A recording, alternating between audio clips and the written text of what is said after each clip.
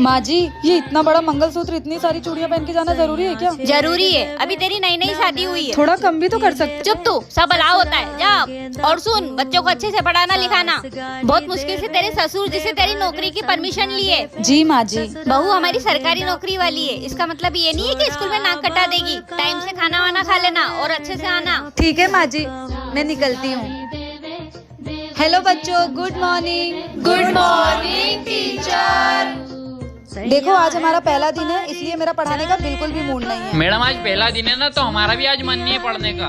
तो चलो सब लोग हेड डाउन कर लो और आंख बंद करके सो जाओ। टीचर, आपकी नई नई शादी हुई है क्या?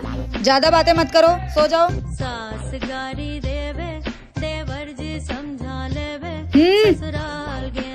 चलो, लेक्चर खत्म हो गया, कल मिलते हैं। Bye teacher. क्या आपको भी ऐसी टीचर चाहिए?